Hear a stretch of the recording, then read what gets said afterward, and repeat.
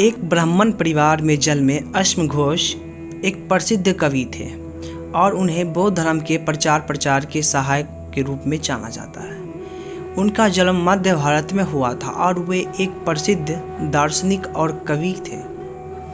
उन्हें कालिदास के समान माना जाता है। उनका जन्म अयोध्या में हुआ था। वह बनारस और पटना जैसे जगहों से भी जुड़े हुए थे। तिब्बती इतिहासकार ने उनका वर्णन एक ऐसे व्यक्ति के रूप में किया है जो किसी भी प्रश्न को हल कर सकता था और किसी भी समस्या का समाधान दे सकता था। उनके विरोधियों को बौद्धिक रूप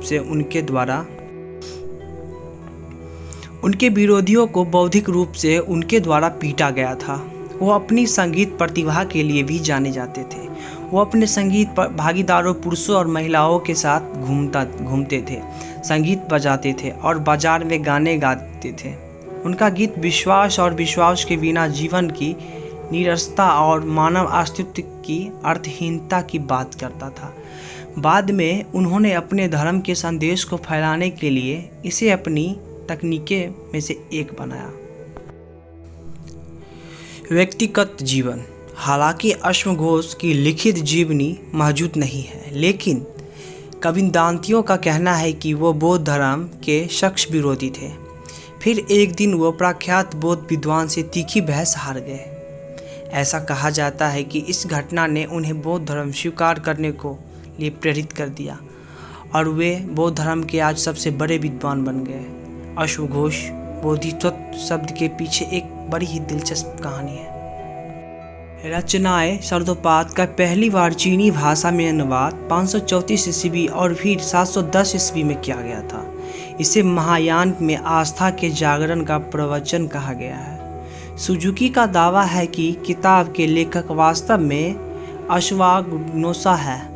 तिब्बती साहित्य ने यह उल्लेख किया है कि अश्वघोष संत पक साहित्य श्लोक के रचयिता है। इस कविता में लगभग 150 श्लोक है, लेकिन मेटिंगसन का मत है कि यह मातृसेटा नामक एक अन्य कवि की कृति है। अश्वघोष जी कनिष्क के दरबार में रहा करते थे। कुषाण वंश का सबसे प्रतापी शासक कनिष्क था। इसकी राजधानी पुरुषपुर या पेशावर थी। कनिष्क 78 ईस्वी में गद्दी पर बैठा था। तब एक शोध चलाया था जो शक शोध के नाम से जाना जाता है, जिसे भारत सरकार वर्तमान में भी अपनाए हुए है। कनिष्क के काल में चौथी बौद्ध संगीति समाप्त हुआ था। कनिष्क महायान संप्रदाय का अनुयायी था। कनिष्क के दरबार में बहुत विद्वान रहा करते थे, जिसमें अश्वघोष, नागार्जुन, चरक, वासुमित्रा आदि सारे थे। हाँ तो गाइस, आज के इस वीडियो में बस यहीं तक। तो कल मिलते हैं हम नए टॉपिक को लेके। तब तक के लिए बाय।